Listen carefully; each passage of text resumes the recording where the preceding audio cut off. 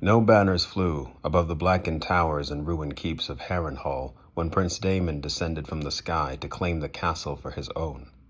A few squatters had found shelter in the castle's deep vaults and undercellars, but the sound of Caraxus's wings sent them fleeing.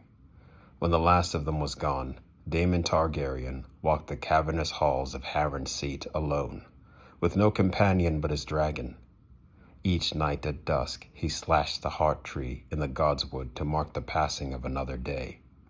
13 marks can be seen upon the weirwood still, old wounds, deep and dark.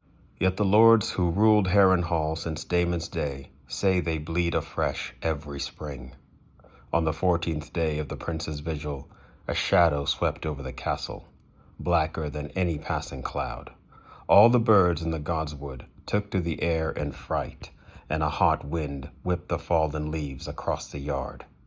Vhagar had come at last, and on her back rode the one-eyed prince, Aemond Targaryen, clad in night-black armor chased with gold. He had not come alone. Alice Rivers flew with him, her long hair streaming black behind her, her belly swollen with child. Prince Aemond circled twice above the towers of Harrenhal, then brought Vhagar down in the outer ward, with Caraxus 100 yards away. The dragons glared balefully at each other, and Caraxus spread his wings and hissed, flames dancing across his teeth. The prince helped his woman down from Vhagar's back, then turned to face his uncle. "Nuncle, I heard you have been seeking us." "Only you," Daemon replied. "Who told you where to find me?" "My lady," answered Aemond. "She saw you in a storm cloud in a mountain pool at dusk, in the fire we lit to cook our suppers. She sees much and more, my Alice. You were a fool to come alone." "Were I not alone, you would not have come," said Daemon. "Yet you are here, and here I am. You have lived too long, nuncle." "On that much we agree," Daemon replied. Then the old prince bade Caraxus bend his neck and climbed stiffly on his back, whilst the young prince kissed his woman and vaulted lightly onto Vhagar, taking care to fasten the 4 short chains between belt and saddle. Daemon left his own chains dangling. Caraxus hissed again, filling the air with flame, and Vhagar answered with a roar. As one, the 2 dragons leapt into the sky. Prince Daemon took Caraxus up swiftly, lashing him with a steel-tipped whip until they disappeared into a bank of clouds. Vhagar, older and much the larger, was also slower, made ponderous by her very size, and ascended more gradually, in ever-winding circles that took her and her rider out over the waters of the God's Eye. The hour was late, the sun was close to setting, and the lake was calm, its surface glimmering like a sheet of beaten copper. Up and up she soared, searching for Caraxus, as Alice Rivers watched from atop Kingspire Tower in Harrenhal below. The attack came sudden as a thunderbolt. Caraxus drove down upon Vhagar with a piercing shriek that was heard a dozen miles away, cloaked by the glare of the setting sun on Prince Aemond's blind side. The bloodworm slammed into the older dragon with a terrible force.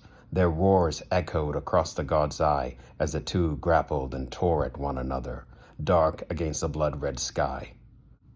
So bright did their flames burn that the fisherfolk below feared that the clouds themselves had caught fire. Locked together, the dragons tumbled towards the lake. The bloodworm's jaws closed about Vhagar's neck, her black teeth sinking deep into the flesh of the larger dragon.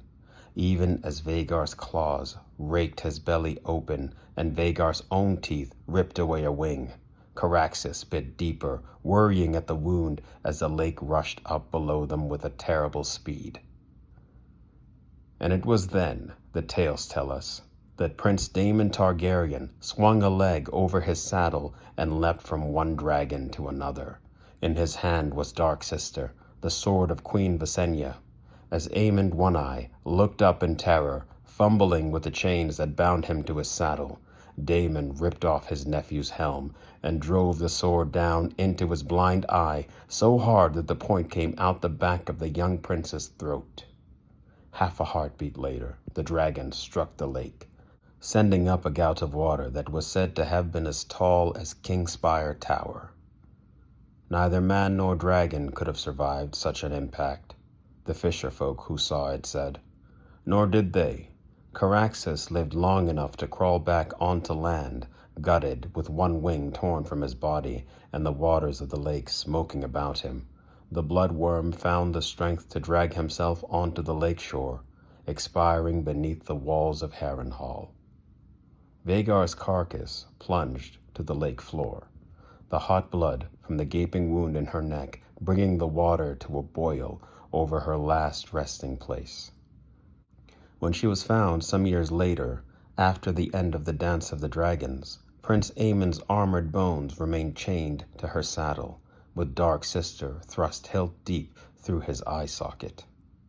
That Prince Daemon died as well, we cannot doubt. His remains were never found. But there are queer currents in that lake, and hungry fish as well. The singers tell us that the old prince survived the fall, and afterward made his way back to the girl Nettles to spend the remainder of his days at her side. Such stories make for charming songs, but poor history. Even Mushroom gave the tale no credence, nor shall we. It was upon the 22nd day of the 5th moon of the year 130 AC, when the dragons danced and died above the god's eye. Daemon Targaryen was 49 at his death. Prince Aemond had only turned 20.